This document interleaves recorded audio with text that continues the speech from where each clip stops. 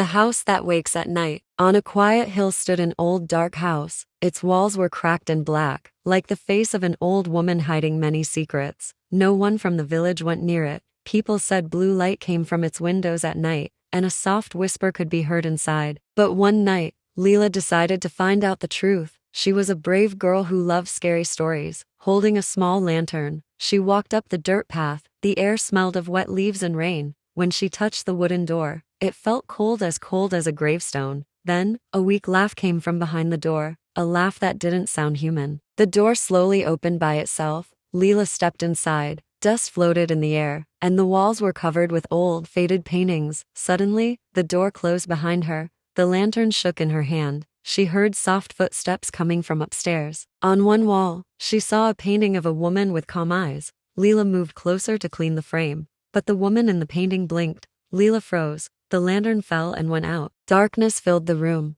Then, an old voice came from upstairs. "Come up, Leila, I've been waiting for you." Shaking, Leila climbed the stairs. Each step creaked like a cry. A door was open at the top, and a blue light shone from it. Inside, the same woman from the painting sat on a chair, but now she was real. Her skin was pale like marble, and her hair was white as snow. "Who are you?"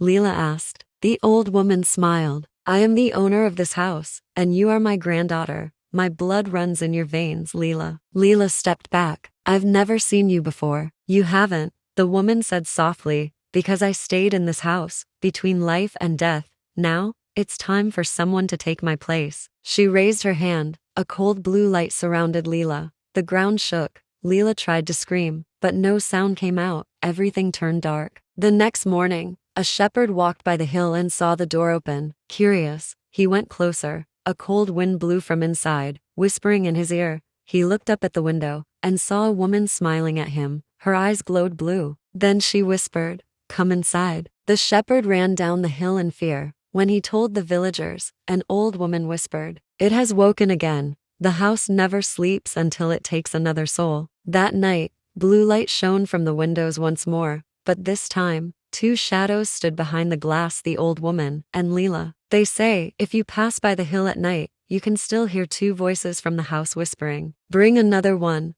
The house is still awake."